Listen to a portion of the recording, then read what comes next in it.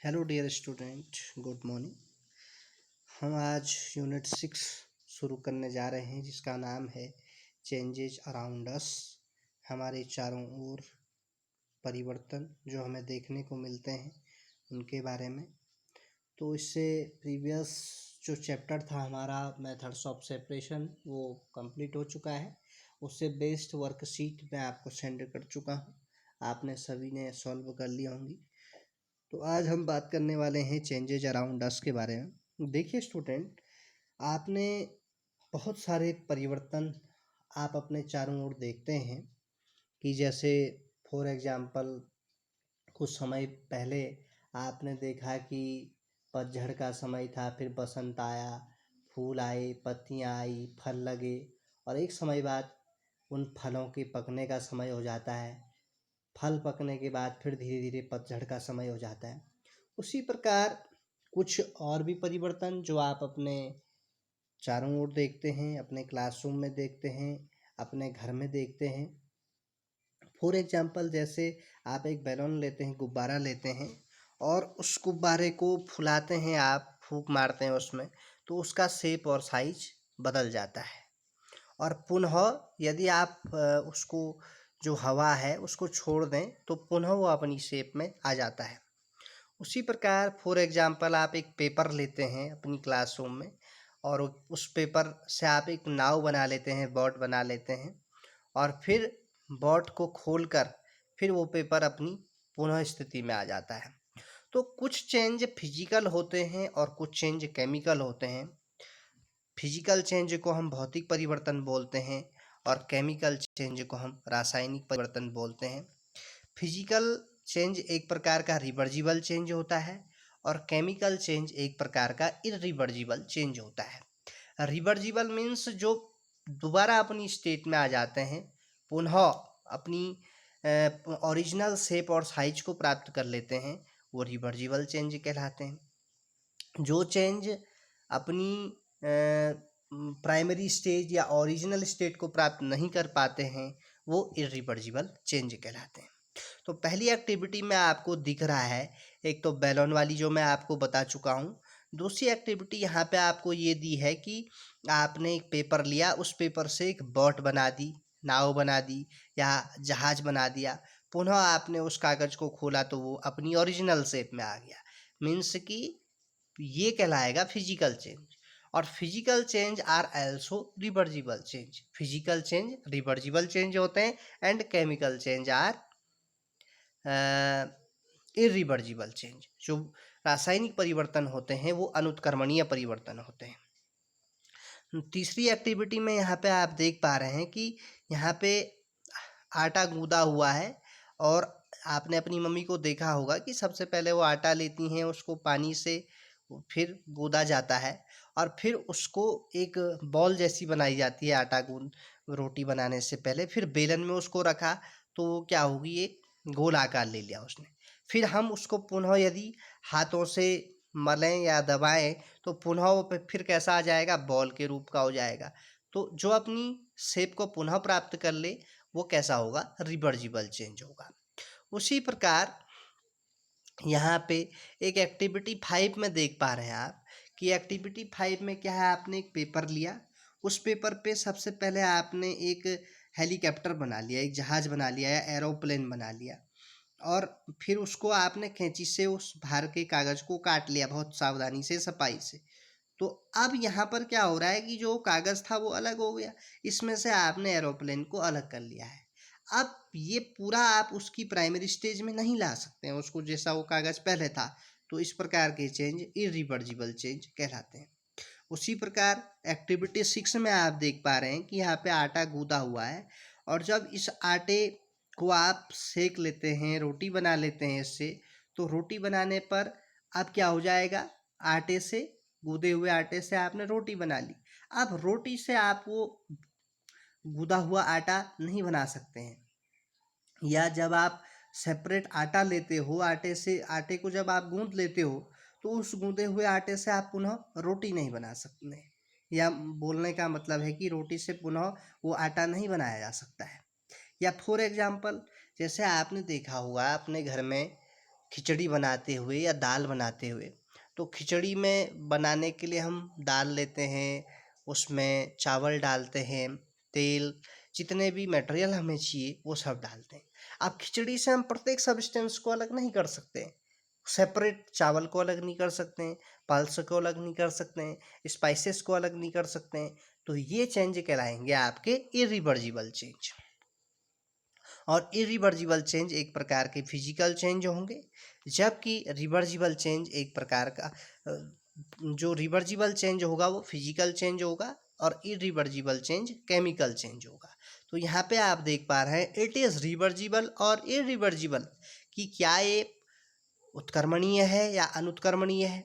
तो इसको जानने के लिए आपको पहले ये बताना पड़ेगा कि क्या ये फिजिकल चेंज है या केमिकल चेंज है। बर्निंग वुड, अब जब हम लकड़ी को जला देते हैं तो लकड़ी को जलाने के बाद उसकी क्या बन जाएगी, ऐश बन जाएगी, राख बन जाएगी। तो वो राख पुनः हम उस लकड़ी में रूपांतरित नहीं कर सकते हैं, यानी कि जहाँ पे कोई नया प्रोडक्ट बनता है, ये भी याद रखिए आप, जहाँ पे हमें कोई नया प्रोडक्ट प्राप्त होगा वो केमिकल चेंज होगा या इरिवर्जिबल चेंज होगा। तो लकड़ी जलाने पर ऐश प्राप्त हुई, कोई नया पदार्थ बना, तो burning would are irreversible change. तो लकड़ी का जलना कैसे होगा, इरिवर्जिबल चेंज।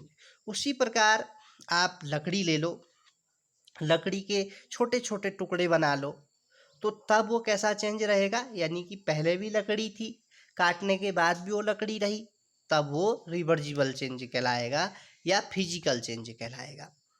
उसी प्रकार यहाँ पे आप देख पा रहे हैं इट इज़ रिवर्जिबल और इरिवर्जिबल। अब जब हम मेल्टिंग वैक्स को जब मोम को पिघलाया जाए और बर्निंग थ्रेड, यानी जैसे कैंडल है आपका, कैंडल को आप जलाते हैं तो केमिकल चेंज होता है, मोमबत्ती का जलना।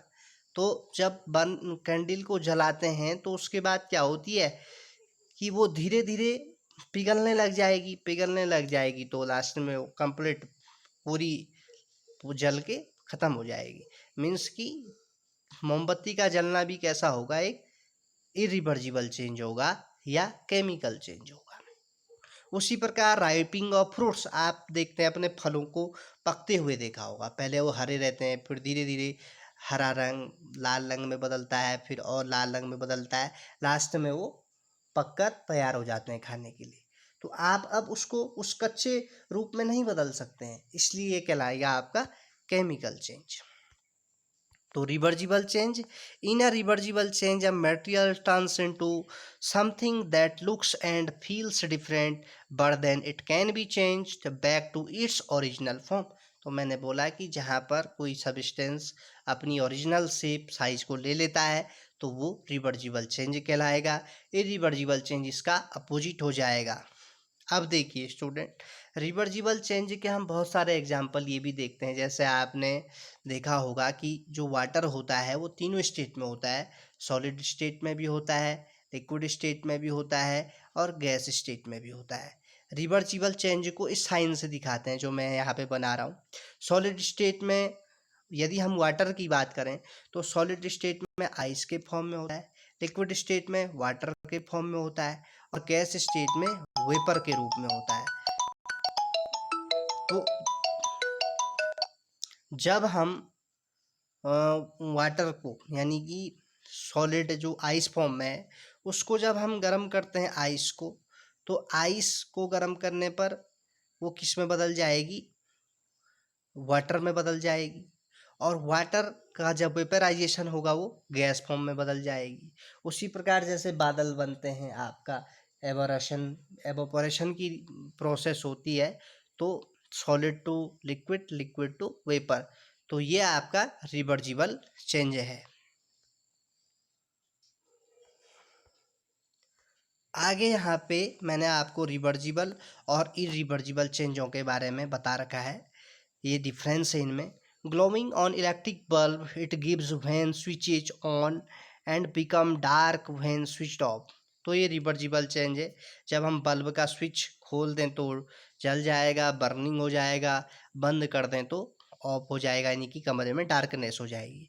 बर्निंग ऑफ पेपर और वुड, जो मैंने आपको बताया कि बर्निंग ऑफ वुड, लकड़ी को जलाने पर, या कागज़ को जलाने पर उसकी ऐश प्राप्त होगी, तो ये इरिवर्जिबल चेंज कहलाता है। उसी प्रकार डिस्टिलेशंस ऑफ लिक्विड, लिक्विड का डिस्टिलेशन करने पर लिक्विड को वेपर में जब चेंज किया जाता है, तो आजकल बरसात के दिनों में आप देख पा रहे हैं कि जो बार बार बारिश हो जा रही है, यानी कि बादल अपने साथ बारिश में यानी पानी को सोखकर वेपर के रूप में ले जा रहे हैं, और वो जब बादल कंडेंसेशन कर रहे हैं तो पुनः वो बारिश के रूप में नीचे गिर रहे हैं।